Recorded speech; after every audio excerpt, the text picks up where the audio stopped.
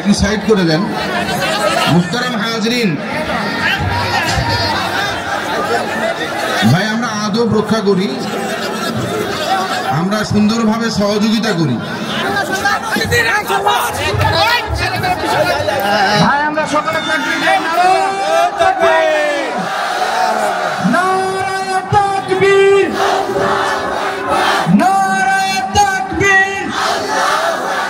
আসিফ সাহেবের আগমন বিরামপুরের পক্ষ থেকে।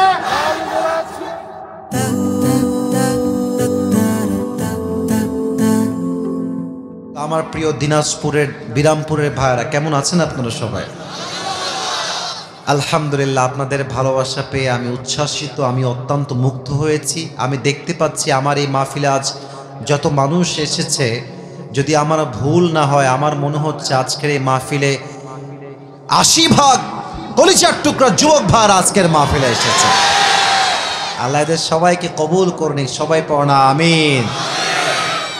টাইম যেহেতু খুবই শর্ট, অতএব আমি ভূমিকায় কথা বাড়াবো না, আমি শুরুর দিকেই তাফসিরে চলে যেতে চাই। তবে আমি দেখে আসলাম আসার সময় আমার কলিজার টুকরা মা বোনেরা অনেকে এসেছেন, প্রচুর মায়েরা বোনেরা এসেছেন, তাদের প্যান্ডেলও অনেক বড় করা হয়েছে। আমি আমার কলিজার টুকরার প্রত্যেকটা মা বোনদের জন্য দোয়া করে দেই, আল্লাহ তাআলা আমার কলিজার টুকরা সম্মানিতা প্রত্যেকটা মা বোনকে খাদিজা রাদিয়াল্লাহু তাআলা আনহার চরিত্রে চরিত্রবান হওয়ার তৌফিক দান করুন। সবাই পড়া আমিন। আমাদের দিনাজপুর জেলা, এটা তো রংপুর বিভাগের মধ্যে পড়ে, তাই না? মনে রাখবেন, রংপুর আপনাদের বিভাগ, এটা আমাদের জায়গা। দিনাজপুরও যেমন আমাদের, রংপুরও আমাদের। মাথায় রাখতে হবে, এই দেশটা যে দ্বিতীয়বার স্বাধীন হয়েছে, এই স্বাধীনতার সূচনা শুরু হয়েছে রংপুরের মাটি থেকে। আর রংপুরের নামটা শুধুমাত্র বাংলাদেশেই রেস্ট্রিক্টেড নয়, বা সীমাবদ্ধ নয়, বা লিমিটেড নয়।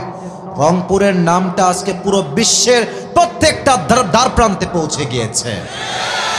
এবং রংপুরের শহীদ আবু সাইদ তার বুকের তাজা রক্ত দিয়ে শহীদ হয়ে প্রমাণ করেছে, আমরা রংপুরের সন্তান, আমরা দিনাজপুরের সন্তান, আমরা কেউ কাপুরুষের সন্তান নই, আমরা সবাই বীরপুরুষের সন্তান। আমরা মাঝে মাঝে দেখতে পাচ্ছি যে অনেকে মিডিয়াতে অপপ্রচার করছেন যে আবার কেউ নাকি এসে চট করে ঢুকে ক্ষমতায় বসে যাবে। এটা এত সহজ নয়। যেই দল ইসলামকে দমাতে চেয়েছে, যেই দল আলেমদেরকে জেলে পুড়িয়ে ছারখার করে মারতে চেয়েছে, এমন কোন স্বৈরাচার দলকে আমরা আগামীতে আর ক্ষমতায় দেখতে চাই না। আমি দুইটা কথা বলেই তাফসিরে ফিরে যাব। আমি দুইটা দাবি সবার পক্ষ থেকে রাখতে চাই আমার তাফসির শুরু করার পূর্বে। এক নাম্বার দাবি, আমার দিনাজপুরের ভাইরা, যদি আপনারা সত্যিকার অর্থে বীরপুরুষ হয়ে থাকেন, আমাকে আমার ওদিকের কাজ ওদিকে হবে, আপনারা ওই দিকে না, আমার দিকে তাকান, ওদিকের কাজ হবে ওটা, আমার দিকে তাকান। দুইটা দাবি, আগামীতে নির্বাচন হবে, দেশের একজন প্রধানমন্ত্রী সিলেক্ট হবেন, নির্বাচন হবে।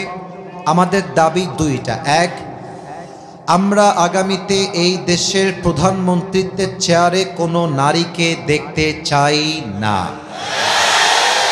নাম্বার ওয়ান কথা। দুই নাম্বার কথা, আমরা যে শুধুমাত্র পুরুষ চাই, ইটস নট লাইক দ্যাট। আমরা শুধু পুরুষ চাই না, আমরা চাই এমন একজন পুরুষ দেশের প্রধানমন্ত্রী হবেন যিনি একই টাইমে প্রধানমন্ত্রীও হবেন, এবং তার যোগ্যতা এতটা হাইলি কোয়ালিফাইড হবেন, তিনি প্রধানমন্ত্রী হওয়ার পাশাপাশি তার যোগ্যতা এতটা কোয়ালিফাইড হবে, তিনি প্রধানমন্ত্রী হওয়ার পরে জাতীয় মসজিদ বাইতুল মুকাররমে দাঁড়িয়ে জুমার খুতবা দেওয়ার যোগ্যতা রাখবে দিনাজপুরের ভাইরা। এমন প্রধানমন্ত্রী আমরা সবাই আগামীতে দেখতে চাই কি চাই না? মুসলমানদের দাবিকে যদি কেউ উপেক্ষা করতে চায়, কেউ যদি রক্তচক্ষু দিয়ে মুসলমানদের দাবিকে পায়ের নিচে পদপিষ্ট করতে চায়, আর আগামীতে আবার যদি ষড়যন্ত্র করে আমার এই মাতৃভূমি বাংলাদেশে কোন স্বৈরাচারকে দেশের প্রধানমন্ত্রীত্বের চেয়ারে বসাতে চায়, আমি আবরারুল হক আসিফ, আমি মুসলমান ঘরের সন্তান, আমি একমাত্র আল্লাহকে ছাড়া দ্বিতীয় আর কাউকে ভয় পাই না। আমি স্পষ্ট ভাষায় আজকে বিরামপুরের মাটি থেকে বলতে চাই, যদি আগামীতে কোনো আলেমকে অত্যাচার করা হয়, জুলুম করা হয়, কোনো আলেমকে নির্বিচারে হত্যা করা হয়, এই দেশের প্রধানমন্ত্রীর চেয়ার যদি কোনো স্বৈরাচারকে দখল করাবার জন্য কোনো পায়তারা করা হয়, স্পষ্ট ভাষায় বলছি, আগামীতে এই দিনাজপুরের জমিন থেকে, রংপুরের জমিন থেকে একটা শহীদ আবু সাঈদ নয়, হাজার হাজার শহীদ আবু সাঈদ এই বুকের তাজা রক্ত দিয়ে আল্লাহর জমিনে আল্লাহর দ্বীনকে কায়েম করবার জন্য, আল্লাহর জমিনে আল্লাহর রাজ কায়েম করবার জন্য একটা শহীদ আবু সাঈদ নয়, হাজার শহীদ আবু সাঈদ মাথায় কাফনের কাপড় বেঁধে রাস্তায় নামতে বাধ্য হবে। কারা কারা নামবা? দুটো হাত তুলে আল্লাহকে দেখায় দাও।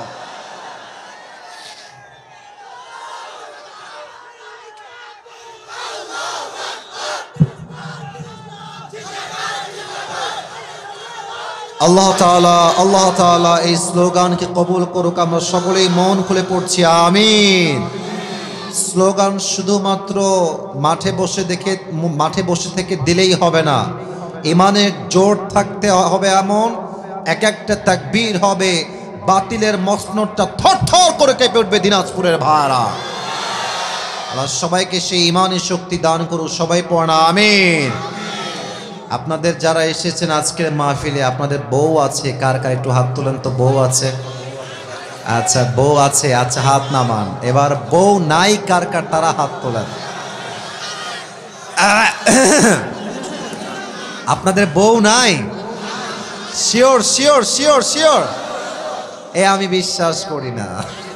আচ্ছা, হাত নামান। আপনাদের কথা একটা আমি বলতে চাই, আমি আমার আব্বাজানদেরকে বলবো, আব্বাজান অনেক তো হলো নিজের পায়ে দাঁড়া দাঁড়া দাঁড়া স্লোগান। এবার আপনি বলবেন যে আমার ছেলেকে যদি আমি ঠিক করতে চাই, তার চরিত্র ভালো করতে চাই, আমার ছেলেকে বিয়ে দেওয়া ছাড়া কোনো গতি আমার কাছে নাই যুবক ভাইরা। এবং আমি প্রায় একটা কথা আমার মাহফিলে যুবকদেরকে সহজ করতে বলি, যে আমার যুবকদের শীতকালে শীত দূর হবে কম্বল দিয়ে নয়, ল্যাব দিয়ে নয়, একমাত্র বউ দিয়ে যুবকদের শীত দূর হবে। আল্লাহ আব্বাজানদেরকে সঠিক বয়সে বিয়ে করার তৌফিক দান করুন। সকলে পড়া আমিন। আল্লাহ যেন প্রত্যেকটা আব্বাকে বোঝার তৌফিক দান করে, যেন সঠিক সময়ে বিয়ে করালে আমার ছেলে বেঁচে যাবে, তার চরিত্র বেঁচে যাবে, পুরো সংসারটাই সুখের সংসার হয়ে যাবে। ঠিক কিনা বলে? তবে আব্বারা মাঝে মাঝে বুঝলেও কিন্তু অনেক তথাকথিত মডার্ন কোয়ালিফাইড স্টাইলিশ মেয়েরা বুঝতে চায় না। তারা বলে যে আমি বিয়ে করবো, বাট টাকা ছাড়া আমি কাউকে বিয়ে করতে পারবো না। ইভেন অনেক মেয়ে আমি নিজে দেখেছি, টাকা পাইলে টাকলার সঙ্গে বিয়ের পিড়িতে বসে যায়। না, এরকম মেয়ে দিনাজপুরে নাই। আরে নাই। আল্লাহ থাকলে হেদায়াত দান করুন। পড়া আমিন। আমার প্রিয় কলিজার টুকরা বোনেরা, যারা আমাকে দূর থেকে পর্দার আড়াল থেকে শুনছেন, আমি একটা কথা বলতে চাই প্রিয় বোনদেরকে। বোনেরা আমার, বোরকা হিজাব নিকাব পড়লেই কিন্তু আসল দিনদার হওয়া যায় না। আমরা রংপুরে, দিনাজপুরে দেখেছি অনেক মেয়েরা পার্কে, রাস্তাঘাটে প্রেম করে বেড়ায়, হাতে মোজা, পায়ে মোজা, মুখ ঢাকা, বোরকা হিজাব নিকাব, এত পর্দা। देखले मन हो यार ये तो अभी के अभी जन्नत से भाग के दुनिया में आई है यार, ये तो कन्फार्म जन्नती है माशाअल्लाह। किंतु आमी जखन देखी मेয়েটা हिजाब परे বোরকা परे निकाब परे उइथ मेंटेनिंग एवरीथिंग ऑफ বোরকা सब পড়েছে, বাট আমি যখন দেখি একটা মেয়ে বোরকা পরে রাস্তাঘাটে বাদাম খায় আর প্রেম করে বেড়ায়, আমার মাথায় একটা কথাই ঘোরে, উপরে ফিটফাট ভেতরে সদরঘাট। আল্লাহ এমন মেয়েদেরকে পরিপূর্ণ হেদায়েত দান করো। আর জোরে বলুন সবাই আমিন। তিনটা তাকবীর দিবেন। প্রথম তাকবীর দিবেন প্রিয় বিবাহিত ভাইরা, দ্বিতীয় তাকবীর দিবেন আমার প্রিয় সিঙ্গেল ভাইরা। I would like to test everyone who is more powerful, কার শক্তি কত বেশি আজকে দেখতে চাই। আমার বিবাহিত আব্বা জানেরা, আমার কলিজার টুকরা যুবক ভাইরা একটা কাশি দেন, দেখা যাক কারা জিতে। বিবাহিত ওরা দিবেন, সিঙ্গেলরা কিপ কোয়াইট, কিপ সাইলেন্ট, চুপ থাকবেন, না হয় কিন্তু হেরে যেতে পারেন। বিবাহিত ভাইরা তাকবীর দেন, সিঙ্গেলরা চুপ থাকেন। বিবাহিত ভাইরা লিল্লাহি তাকবীর। ওরে বাবা রে, মুরব্বীরাও চিৎকার দিয়ে তাকবীর দিয়েছে আজকে, মাশাআল্লাহ। এবার দেখা যায় সিঙ্গেলদের পালা। সিঙ্গেলরা একটা কাশি দাও। সিঙ্গেলদেরকে হারানো অবশ্য এতটা সোজা না, এতটা সহজ না। দেখা যায় সিঙ্গেলরা তাকবীর দেন, লিল্লাহি তাকবীর। বিবাহিত ভাইরা সো সরি, আমাকে আপনারা আজকে মাফ করে দিবেন। আজকে আমাদের সিঙ্গেল ভাইয়েরাই 80 নাম্বার বেশি পেয়ে পাস করেছে, ঠিক আছে? ওকে, এবার সবাই তাকবীর দিবেন। এক তাকবীরের ঠেলায় আমি আসিফ স্টেজ ভেঙে নিচে পড়ে যাব, ঠিক আছে? সবাই একটা কাশি দেন, বাঘের মতো। আর হাসি না, সিরিয়াস মোডে আসি, বাঘের মতো, সিংহের মতো। লিল্লাহি তাকবীর। আল কোরআনের আলো, আল হাদিসের আলো, কোরআন হাদিস যেখানে, আলেম ওলামা যেখানে। সাউন্ড কি মাশাআল্লাহ! আরে বিরামপুরের সন্তান তো বিড়ালের বাচ্চা নয়, সব সিংহের বাচ্চাগুলো আমার সামনে বসে আছে। আল্লাহ সবাইকে ইসলামের সৈনিক হিসেবে কবুল করো, পড়েন সবাই আমিন। অল্প সময় আছে, বেশি কথা আর বাড়াতে চাই না। যে কিতাব থেকে আজ তাফসীর পেশ করতে চাই, এই কিতাবটার নাম বলেন সবাই। কিতাবটার নাম কি? এই কিতাবে কোনো ভুল আছে? মাশাআল্লাহ। কোনো সন্দেহ আছে? কোনো সন্দেহের লেশ মাত্র আছে? যালিকাল কিতাবু লা রাইবা ফীহি হুদাল লিল মুত্তাকিন। This is the book, the most authentic, original and reliable book in the world, whereof there is no doubt in it, a guidance to those who are muttaqin. এমন একটা কিতাব যে কিতাবে কোনো সন্দেহ নাই, সন্দেহের লেশ মাত্র নাই। এই কিতাবটাকে মুত্তাকিনদের জন্য হেদায়েত স্বরূপ পাঠিয়ে দিয়েছে একজন। আওয়াজ দিয়ে বলেন সবাই, তিনি কে? আপনাদের যে সাউন্ড শুনতে পাচ্ছি, ইস যদি আপনারা আমাকে 4টার আগে উঠাইতেন। ইস রে, কতবার কল দিলাম, বুঝলেন না। বুঝলে বুঝপাতা, না বুঝলে। যাই হোক, নেক্সটে আবার একদিন আসবো, তবে দিনে না, ওই দিন রাতে আসবো। আনলিমিটেড মন খুলে ওয়াজ হবে ইনশাআল্লাহ। আরেকবার তাকবীর দেন, লিল্লাহি তাকবীর। আজ আমরা যেই পারার থেকে তাফসীর শুনবো, পারা নাম্বার হচ্ছে 4। বলেন সবাই, পারা নাম্বার। মাশাআল্লাহ। সূরাটার নাম হচ্ছে সূরাতু আলে ইমরান। বলেন সবাই, সূরাটার নাম সূরাতু আলে। যে আয়াত থেকে আমরা আজ তাফসীর শুনতে চাই, এই আয়াতটা হচ্ছে কোরআনুল কারীমের সূরাতু আলে ইমরানের 102 নাম্বার আয়াত। দিনাজপুরের বিরামপুরের ভাইরা 100 কয় নাম্বার আয়াত? এই আয়াতে আল্লাহ তাআলা মুমিনদের জন্য 2টা মেসেজ দিয়েছেন। আমাকে 2 হাত দেখে বলেন, 2 আঙ্গুল দেখে বলেন, কয়টা মেসেজ দিয়েছেন? মাশাআল্লাহ। আমি আগে একটা বিষয়কে ভূমিকায় বলে দিতে চাই। কোনো একটা আয়াতের তাফসীর পেশ করতে গেলে মোট 4টা বিষয়কে হাইলাইট করতে হয়। আমার দিনাজপুরের ভাইরা, আয়াতের তাফসীর পেশ করতে কয়টা বিষয় হাইলাইট করতে হয়? জোরে বলেন সবাই, আবার আগের মতো কয়টা? হাত নামান। নাম্বার 1, রাইট রিসাইটেশন, সঠিক তেলাওয়াত। নাম্বার 2, রাইট ট্রান্সলেশন, সঠিক তরজমা। Number 3, what's the explanation of this আয়া, এই আয়াতের ব্যাখ্যা কি, তাফসীর এই আয়াত নিয়ে কি বলেছে, ব্যাখ্যা কি হবে। And the 4th number is, what's the lesson that you have got from this ayah? এই আয়াত থেকে আপনি কি শিক্ষা পেয়েছেন।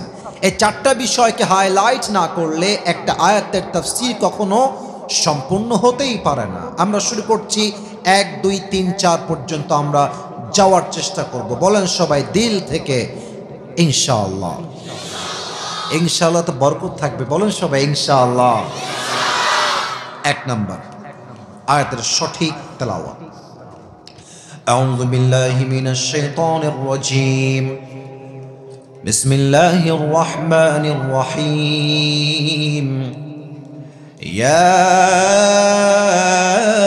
আইয়ুহাল্লাযীনা আমানুত্তাকুল্লাহা হাক্কা তুকাতিহি ওয়া লা তামুতুন্না ইল্লা ওয়া আনতুম মুসলিমুন।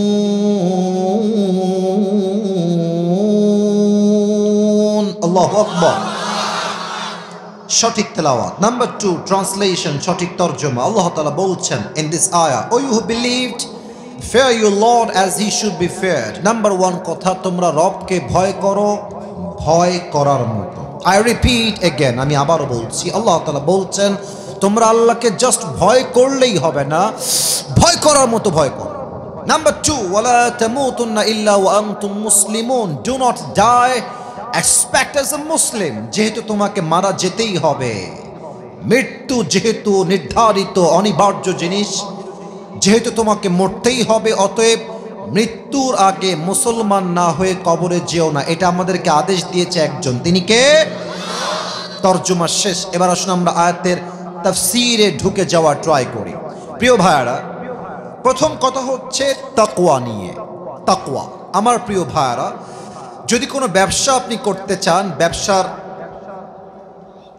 লাভ জানলে মানুষ ব্যবসা করতে আগ্রহী হয়ে যায়।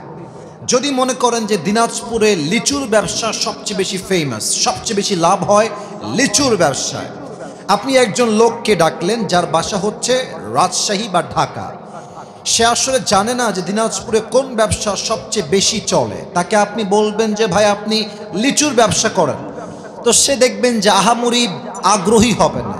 যদি আপনি বলেন ভাই এদিকে আসেন, আপনি শোনেন, লিচুর ব্যবসা করলে আপনি প্রত্যেক মাসে কমপক্ষে 5 লাখ টাকা লাভ করতে পারবেন। দেখবেন আগে ছিল 10 ভাগ আগ্রহী, লাভ শুনলে হয়ে যাবে আরো 100 ভাগ আগ্রহী। কথা ঠিক আছে কিনা বলেন? মানুষ ব্যবসা করতে চাইলে ইন্টারেস্ট খোঁজে, লাভ খোঁজে। লাভ কি? এটা করলে লাভ কি হবে আমার? তো আমি আজকে শিখাবো একটা আল্লাহকে পাওয়ার ব্যবসা, আল্লাহকে পাওয়ার একটা বিশাল আমল, এটা হচ্ছে তাকওয়া। আমি আগে এই তাকওয়ার বেনিফিট বলতে চাই।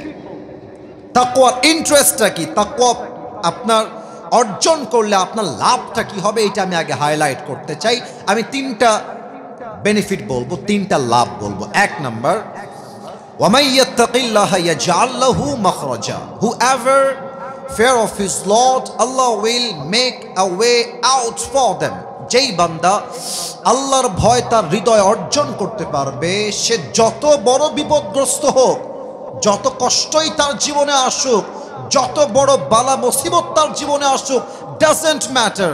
আল্লাহ বলছে বান্দার সামনে সব অন্ধকার, কিছুই দেখা যায় না, বিপদ আর বিপদ।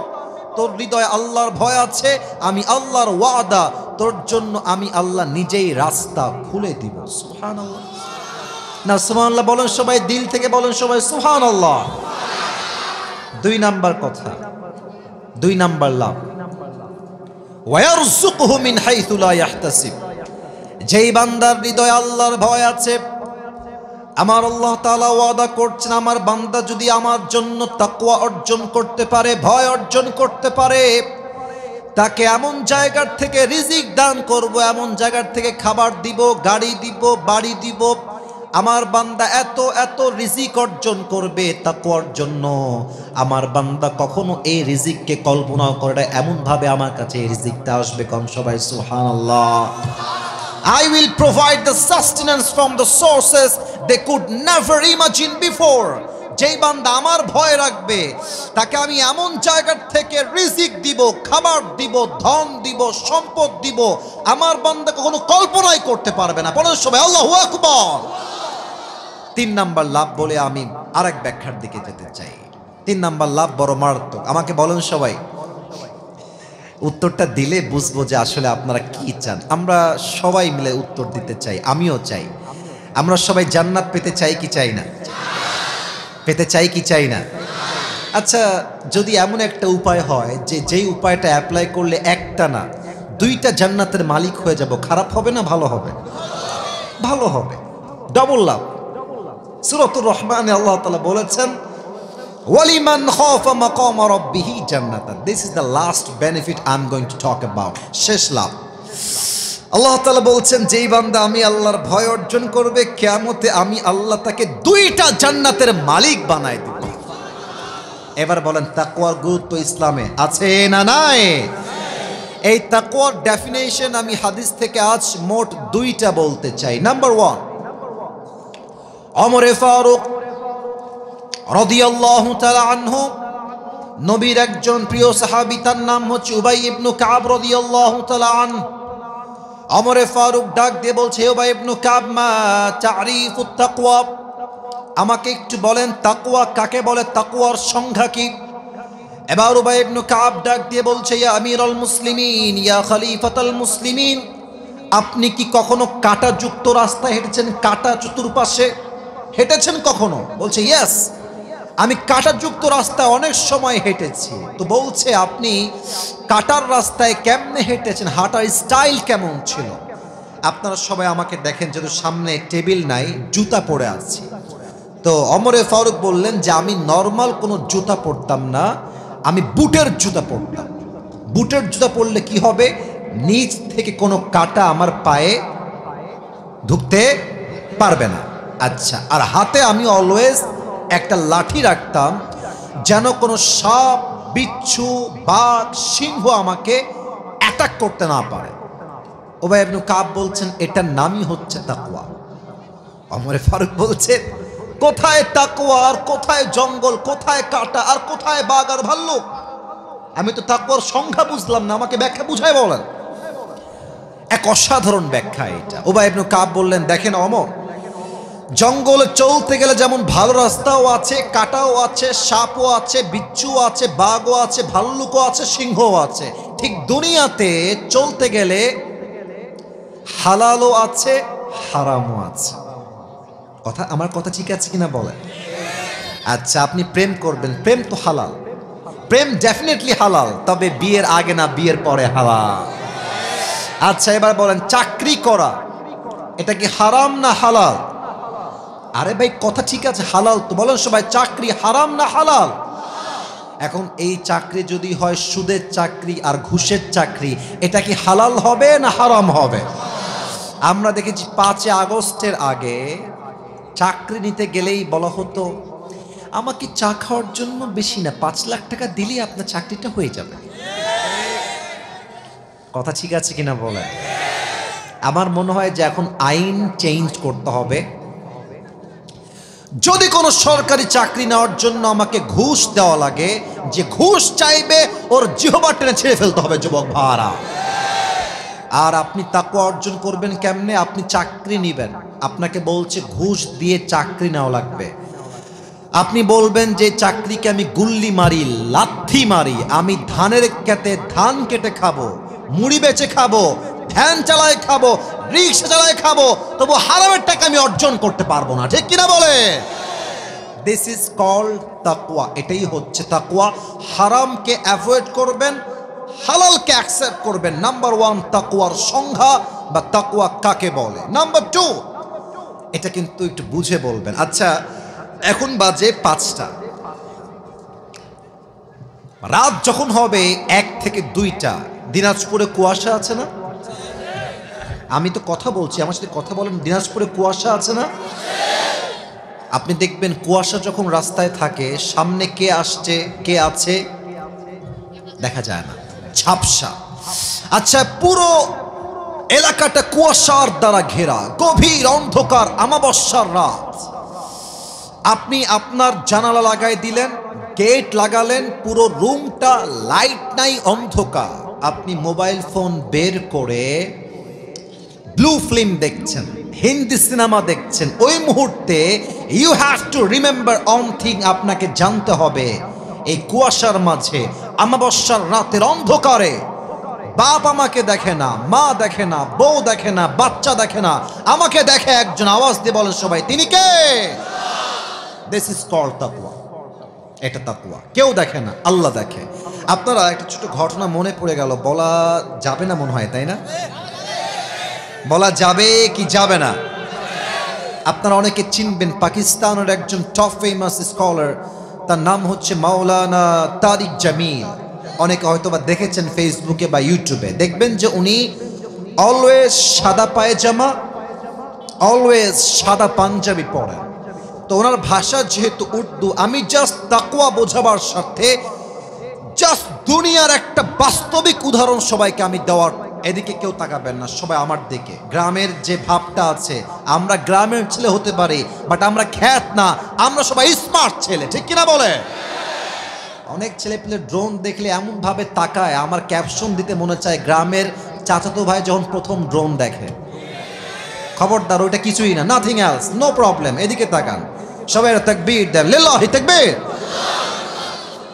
তিনি বললেন যে একজন যুবক মেডিকেলে ভর্তি হয়েছে, এটা হচ্ছে মিশনারি হসপিটাল, খ্রিস্টানদের মেডিকেল। বলেন তো, খ্রিস্টানদের মেডিকেলে যে নার্সরা থাকে এরা কি মুসলমান হয় না খ্রিস্টান হয়? খ্রিস্টান হয়। তো প্রায় 7 দিন যাবত যুবকটা মেডিকেলে ভর্তি আছে। যখন তার 10 দিন হয়ে গেছে, তাকে রিলিজ পেপার দিয়েছে, সে ছুটি পেয়ে যাবে। তো রিলিজ পেপার নিয়ে যে নার্স তার কাছে এসেছে, পাকিস্তানের একজন সুন্দরী নার্স, দেখতে অসাধারণ সুন্দরী, তারিক জামিল তাই বলছে তার লেকচারের ভেতরে। তো মেয়েটা এসে বলছে, मैं आपसे एक बात करना चाहती हूँ, আমি আপনাকে একটা কথা বলতে চাই, अगर आपकी इजाजत मिले तो, যদি আপনি আমাকে অনুমতি দেন তবে আমি বলবো। তো যুবকটা মাথা নিচু করে বলছে, क्या कहना चाहती है आप बताइए, কি বলবেন আমাকে বলেন।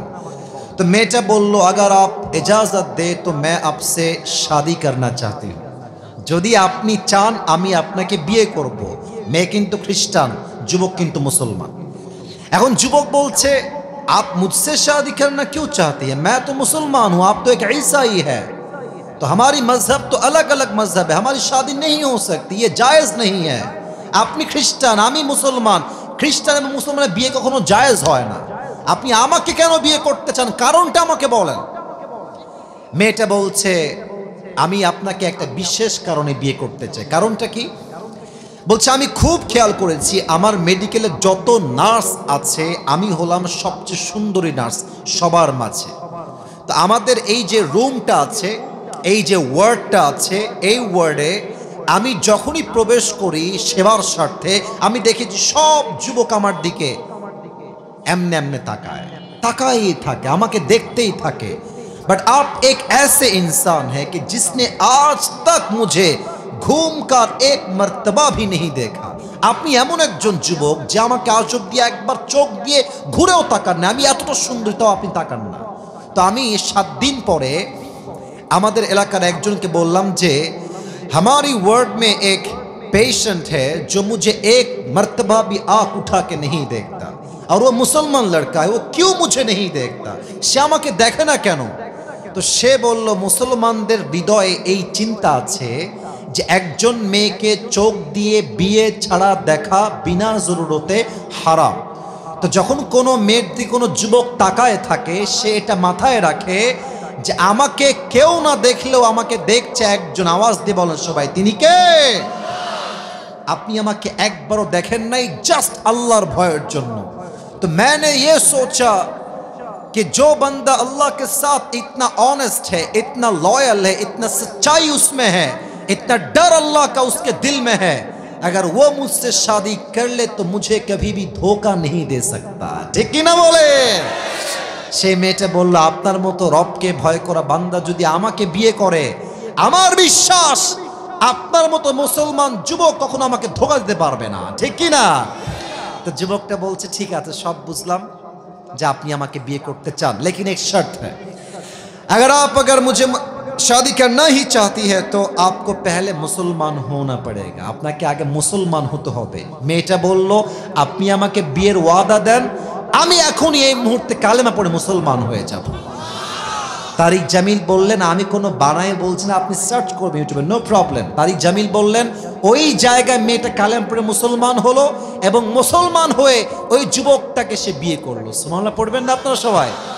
বলবেন, হুজুর তাকওয়ার মেসেজ তো বুঝলাম, আমরা কি শিখলাম? তোমরা শিখলা এইটা, রাস্তায় যখন হাঁটবা দেখবা অনেক মেয়ে আছে তোমাকে দেখানোর জন্য সেজে গুজে বের হবে। ইভেন আজকাল যুগের মেয়েদের বোরকাও এত টাইট ফিটিং হয়ে গেছে, বোরকা পরলেও মনে হয় উলঙ্গ মেয়ে রাস্তায় হেঁটে বেড়াচ্ছে। যুবক ভাড়া আমার দেখলেই বলবা, আস্তাগফিরুল্লাহ, নাউজুবিল্লাহ। আমার বিশ্বাস ওই মেয়ের যদি লজ্জা থাকে, ও কাল থেকে বোরকা পরে বের হবে। এবং তোমার মাঝে যে তাকওয়া আছে, এই তাকওয়ার জন্য আল্লাহ তোমাকে একজন দিনদার উত্তম জীবন সঙ্গিনী দান করবে। ঠিক কিনা বলো? বলেন তো সবাই, ইসলামের দ্বিতীয় খলিফার নাম কি? ওমরে ফারুক। বলেন সবাই নাম কি? শেষ হাদিস, সময় নেই তো বেশি লম্বা করা যাবে না। আমি এটা পড়ে আছি, এটা কি পাঞ্জাবি না জুব্বা? উত্তরটা জোরে কোন, পাঞ্জাবি না জুব্বা? পাঞ্জাবি কেমন হয়? পাঞ্জাবি হয় হাঁটু বরাবর, তাই না? আর পাঞ্জাবিতে দেখবেন এই পাশেও ফাড়া, এই পাশেও, বলেন এই পাশেও ফাড়া, এই পাশেও। জুব্বা কি ফাড়া থাকে না? জুব্বা কিন্তু লম্বা একদম, এই আপনার টাকনু বরাবর। আমি একটা হাদিস বলবো তাই এটা বললাম। আসলে ভাই আমাদের দেশ থেকে যে পরিমাণ অর্থ পাচার হয়েছে, এই টাকা দিয়ে পদ্মা সেতু একটা নয় আরো কয়েকটা বানানো সম্ভব হয়ে যেত। ওমরে ফারুক একদিন দাঁড়িয়ে জুমার খুতবা দিচ্ছেন মসজিদে, মেম্বারে দাঁড়িয়ে আছেন। হঠাৎ করে একজন মুসল্লি দাঁড়িয়ে গিয়েছে, বলছে ওমর তোমার জুব্বা এত লম্বা কেন? তুমি কি রাষ্ট্রের টাকা মেরে খেয়েছো? এই কথা শুনে তো আমাদের দেশের কোন চেয়ারম্যান হইলে যে বলবে তার পিঠের চামড়া একটাও বাকি থাকতো না, ঠিক কিনা বলে? ওমরে ফারুক শুনে আমার দিকে তাকানো, সবাই আমার দিকে। ওমরে ফারুক এত বাজে কথা শুনে মুচকি হাসতেছে, কোনো রিয়াকশন নেই। আর ডান পাশ থেকে তার ছেলে আব্দুল্লাহ ইবনে ওমর দাঁড়িয়ে গিয়েছে, বোঝাই কি বললেন আপনি? এটা আপনি জানেন বাস্তবতা কি এখানে? বলছে আপনি বসেন, আমি বলছি আমার বাবার জুব্বা লম্বা হয়েছে কেন। এবার ওমরে ফারুক রাদিয়াল্লাহু তাআলা আনহুর সন্তান আব্দুল্লাহ ইবনে ওমর ডাক দিয়ে বলছে, ভাই আমার, প্রত্যেক বছর রাষ্ট্র থেকে আমরা 2টা জুব্বা পাই, আব্বা একটা পাই, আমি একটা পাই। এই বছর যেই জুব্বা আমার আব্বাজান পেয়েছে, জুব্বাটা সাইজে ছোট হয়ে গিয়েছে। আমি 2টা টিস্যু নিচ্ছি জাস্ট বোঝাবার সাথে। আমার হাতে কয়টা টিস্যু আছে? আচ্ছা, আমি হাদিসটাকে জাস্ট প্র্যাকটিক্যালি বোঝাতে চাই, তাই এই টিস্যুটা আমি একটু ছেড়ে ফেললাম। তাই আপনারা এবার আমাকে হাতে দেখে বলেন তো, আমার হাতে যেই 2টা টিস্যু আছে, এটা হচ্ছে আমার ডান হাত, এটা আমার বাম হাত। বলেন তো বাম হাতের জুব্বা বেশি লম্বা আর ডান হাতের জুব্বা বেশি লম্বা কোনটা? বাম হাতের। কারণ কি? এটা লম্বা বড় আর এইটা ছোট। তো এটা হচ্ছে ওমরে ফারুকের জুব্বা, এটা হচ্ছে তার ছেলের জুব্বা, সাইজে ঠিকঠাক পারফেক্ট লম্বা আছে। তো ওমরে ফারুক যখন দেখলেন জুব্বাটা শর্ট হয়ে গিয়েছে, উনি একজন রাষ্ট্রের প্রধানমন্ত্রী, উনি চাইলে নতুন একটা জুব্বা কিনতে পারতেন কি পারতেন না? পারতেন। উনি কি করলেন? জুব্বা কেনেন নাই। বলছে আব্বা যাও, তোমার জুব্বাটা নিয়ে গিয়ে একটু কেটে নিয়ে আসো।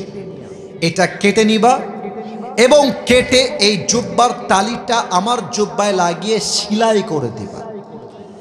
ওমরে ফারুক তার ছেলের জুব্বা ছিঁড়ে নিজে সেলাই করে পট্টি দিয়ে পড়েছে, একটাই কারণ, রাষ্ট্রের 1 পয়সা যদি আমি মেরে খাই, আমাকে কেউ না দেখলেও আমাকে দেখবে একজন। আওয়াজ দিয়ে বলেন সবাই, তিনি কে? এটার নাম তাকওয়া। এই তাকওয়া যদি এই দেশে থাকতো, চুরি বন্ধ হয়ে যেত, ডাকাতি বন্ধ হয়ে যেত, জেনা বন্ধ হয়ে যেত, সুদ বন্ধ হতো, ঘুষ বন্ধ হতো, ধর্ষণ বন্ধ হয়ে যেত দিনাজপুরের ভাড়া, ঠিক কিনা বলে? আমি ছোট্ট একটা এক্সাম্পল দিয়ে শেষের দিকে যাব, কারণ already time is going to over, it's very short time. প্রিয় ভাই তুমি দাঁড়াও তো, জুব্বাওয়ালা প্রিয় ভাই দাঁড়াও তো দেখি। না না, তোমাকে ধমক দিব না, এমনি দাঁড়াও, সমস্যা নেই, কোনো ধমক দিব না। তোমার নাম কি? খাদিমুল ইসলাম। আচ্ছা, সবাই ওকে দেখতে পাচ্ছেন? দেখা যায় দাঁড়ায় আছে? আচ্ছা ঠিক আছে, আমি একটা ব্যাখ্যা বোঝাবার জন্য শুধু বলতে চাই, ভাই এটা যদি হয় তাহলে শুধু রুমাল, এটা যদি করতে চান শুধু রুমাল, তাহলে সবাই রেডি রাখতে হবে, ঠিক আছে? এটা কোনো বাধ্যবাধকতা নেই, আমি আবারও বলছি। তো ওর নাম হচ্ছে খাদিমুল ইসলাম। মনে করেন যে ওকে আমি ওর ঠ্যাংটা কেটে ফেললাম, পা। আচ্ছা বসে পড়ো। এখন আমার নামে দিনাজপুরে মামলা হলো যে আসিফ হুজুর মাহফিল করতে এসে অমুক যুবকের ঠ্যাং কেটে দিয়েছে। এখন দিনাজপুরের জেলা আদালতের নিয়ম অনুযায়ী কি ফয়সালা হলো যে আসিফ হুজুরের বিচার হবে 1 লাখ টাকা আর 1 বছরের জেল। কোনো একটা বিচার পদ্ধতি সঠিক হয়েছে কিনা, ওজন ঠিকঠাক আছে কিনা, এটার জন্য আমরা যেটা ইউজ করি, ব্যবহার করি, এটার নাম হচ্ছে দাড়ি পাল্লা। বলেন সবাই, কি পাল্লা? আপনি যখন 2 কেজি পেঁয়াজ কিনেন, আপনাকে দোকানদার কি পাল্লা দিয়ে মাপে? দাড়ি পাল্লা। আচ্ছা, এবার আপনি দেখেন যে বিচারটা ঠিক হলো কিনা। ওর ঠ্যাং যেটা কাটছি ওইটা ডান পাল্লায় দেন, আর আমার 1 লাখ টাকা জরিমানা আর 1 বছরের জেল বাম পাল্লায় দেন। টান দেন তো দিনাজপুরের বিরামপুরের ভাইয়ারা, যতই টানেন সমান সমান কি হবে? আরে ভাই কথা না বললে ওয়াজ কারে করি, সমান সমান কি হবে? হবে না। আচ্ছা আপনি আমার জেল বাড়ায় দেন আরো 2 বছর, আপনি বাড়ায় দেন আরো 3 লাখ টাকা, আবার টান দেন, সমান সমান হবে? এই কোরআন দিয়ে রাজ কায়েম হলে কি হবে? আল্লাহ তাআলা বলেছেন, কেউ যদি তোমার চোখ তুলে ফেলে, চোখের বদলে চোখ, নাকের বদলে নাক, কানের বদলে কান, হাতের বদলে হাত, পায়ের বদলে পা, জানের বদলে জান, ঠিক কিনা বলে? ওর পা যে আমি কেটে ফেলেছি, ওর পাটা আপনি ডান পাল্লায় দেন, আর আমার ডান পা কেটে বাম পাল্লায় দেন। এবার 2টা দাড়ি পাল্লায় 2টা ঠ্যাং দিয়ে টান দেন, দেখবেন 2টা সমান সমান হয়ে গেছে। এটাই হচ্ছে কোরআন। ওয়ামান হাকামা বিহি আদালা, এই কোরআন দিয়ে যারাই আইন প্রতিষ্ঠা করবে তারাই আল্লাহর জমিনে ইনসাফ প্রতিষ্ঠা করতে পারবে, ঠিক কিনা বলেন সবাই? তবে একটা কথা বলতে চাই, দিনাজপুরের ভাইরা, আপনাদের পাশেই আছে ভারত। বলতে বড় লজ্জা পাচ্ছি, বাট বলতে হবে আজকে, আমাকে এটা বলতে আমি বাধ্য হচ্ছি। বাংলাদেশের সবচেয়ে বড় শত্রু দেশের নাম হচ্ছে ভারত। দিনাজপুরের ভাইরা দেখবেন, ভারতে একটা সাংবাদিক আছে, এটাকে সাংবাদিক মনে হয় কম, হকার মনে হয় বেশি। আমার বাংলাদেশ আর থাকবে না, তোর বাপের দেশ নাকি রে বেটা, এই আয় না একবার দেশে, খেলা হবে তোদের সাথে আমাদের। মুসলমান একজন ইমানদার যুবক হাজার হাজার কাফেরের সমান। দিনাজপুরের ভাড়া দেখবেন ও বলতেছে যে চট্টগ্রাম আমরা নিয়ে নিব, ফেনী আমরা নিয়ে নিব। রে বাবা, কি সুন্দর আবদার গো। আমার মনে হয় কি জানেন, ও যখন সাংবাদিকতা করে, আমার মনে হয় এই বেটা সাংবাদিক না হয়ে গুলিস্তানে হকারও হয়ে যদি আন্ডারপ্যান্ট বিক্রি করতে বেশি মানাইতো যুবক ভাই। আর এই সমস্ত সাংবাদিকদেরকে মুসলমানদের পিটায় সাইজ করতে 5 মিনিটের সময় বেশি লাগবে না যুবক ভাই, ঠিক কিনা বলে? আমরা শান্তি চাই, আমরা আল্লাহকে ভয় করি। আমরা বলি দিনাজপুরে অনেক হিন্দু আছে, ঠাকুরগাঁয়ে অনেক হিন্দু আছে। হিন্দুরা জাস্ট ভালোভাবে আছে তা নয়, তারা জামাই আদরে আমাদের দেশে বসবাস করছে, ঠিক কিনা বলেন? হিন্দুরা আমাদের ভাই, তারা আমাদের দেশে থাকবে। তবে কেউ যদি ভাবে সাম্প্রদায়িক দাঙ্গা লাগাই দিয়ে দেশের ক্ষমতা আবার দখল করব, মাথায় রাখতে হবে এটা খ্রিস্টানের দেশ নয়, এটা হিন্দুর দেশ নয়, এটা বৌদ্ধের দেশ নয়, এটা 90% বেশি মুসলমানদের দেশ দিনাজপুরের ভাড়া। ইয়া আইয়ুহাল্লাযীনা আমানুত্তাকুল্লাহা হাক্কা তুকাতি। সবাই 2 হাত তুলেন তো, সবাই সবাই সবাই। আমার সাথে কথা বলা যাবে না, আমি যেটা বলবো একটু পরে সেটা বলবেন। সবাই তাকবীর দেন, লিল্লাহি তাকবীর। আবেগ 2 হাত রাখেন, আবেগ দিয়ে না, এখন বিবেকের সময়।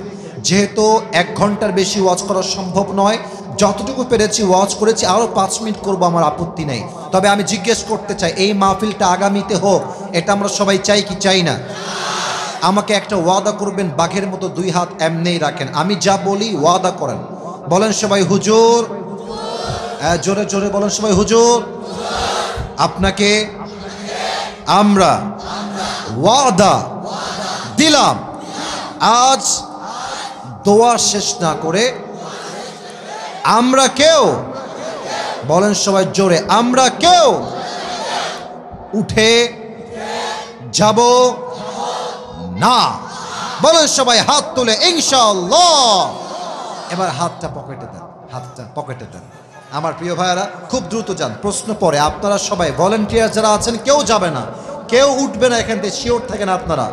দিনাজপুরের সন্তানরা জবান দিলে, ওয়াদা দিলে, ওয়াদা পূরণ করতে পারে, তারা ভাঙতে পারে না, ঠিক কিনা বলে? লা ঈমানা লাহু লিমান লা আমানা লাহু, যার কথা ঠিক নাই তার ঈমানের ঠিক নাই।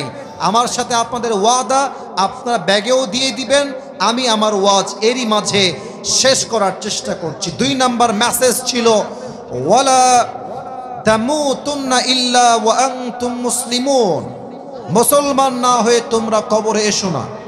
নাও the question is, we are all Muslim. প্রশ্ন হচ্ছে হুজুর, আমরা সবাই তো মুসলমান, তবে আল্লাহ তাআলা কেন বললেন যে মুসলমান না হয়ে কবরে এসো না? উত্তর হচ্ছে, আমরা নামে মুসলমান হয়েছি, বাট কাজে এখনো আমরা মুসলমান হতে পারি নাই, ঠিক কিনা বলে? বলেন তো আমার মুখে এইটা লম্বা লম্বা কি? আরে ভাই জোরে করে, নাম কি? অনেক মেয়ে দেখবেন দাড়ি রাখলে বিয়ে করতে চায় না, আপনাকে যদি কোনো মেয়ে দাড়ি রাখার জন্য বিয়ে করতে না চায়, স্পষ্ট ভাষায় বলবেন, যেই মেয়ে আমাকে নবীর সুন্নাহের দাড়ির জন্য বিয়ে করতে চায় না, সে আমাকে কিসের বিয়ে করবে না? সে তো আমার বউ হওয়ারই যোগ্যতা রাখে না। দিনাজপুরের ভাড়া এখন যেই মুসলমান ঘরের সন্তান হয়ে দাড়িকে ক্লিন শেভ করে, সে কি আদৌ প্রকৃতপক্ষে মুসলমান হতে পারে? এবার বলেন তো সবাই, আমার নবীর মুখে লম্বা লম্বা চাপ দাড়ি ছিল কি ছিল না? আমার নবীর মতো সুন্দর এই তল্লাটে দ্বিতীয় আর কেউ কি হতে পারে? চাঁদের চেয়ে সুন্দর তুমি, নবী আমার কামলিহিওয়ালা, দো জাহানের বাদশাহ তুমি, প্যারা নবী সাল্লে আলা, দো জাহানের বাদশাহ তুমি, প্যারা নবী সাল্লে আলা, চাঁদের চেয়ে সুন্দর তুমি, নবী আমার কামলিহিওয়ালা। সুবহানাল্লাহ পড়ো সবাই। এক নাম্বার, নামে মুসলমান হলেই হবে না, কাজে মুসলমান হতে হবে। 2 নাম্বার, শুধু মুসলমান হলেই হবে না, নবীর প্রতি মুসলমানের ভালোবাসা এমন হতে হবে, আমার বাপকে গালি দাও সহ্য করব, মাকে দাও সহ্য করব, বউকে দাও সহ্য করব, বাট নবীর শানে একটা গালি হলে আমি মুসলমান ঘরের সন্তান চুল পরিমাণ বরদাস্ত করতে পারবো না। ঠিক কিনা বলো সবাই? অতএব আজ আমি দিনাজপুরের জমিন থেকে, এই বিরামপুরের মাটির থেকে একটা ঘোষণা দিয়ে ওয়াজ শেষ করতে চাই। আমরা মুসলমান ঘরের সন্তান, আগামীতে আমরা সংসদে আইন পাশ দেখতে চাই, যেই নাস্তিক ব্লগার আমার নবীর শানে একটা কটূক্তি করবে, তাকে জাতীয় মসজিদ বাইতুল মুকাররমের সামনে দাঁড়িয়ে ওপেনলি ব্রডকাস্টে ফাঁসির কাঠ ঝুলিয়ে হত্যা করতে হবে। ঠিক কিনা বলেন?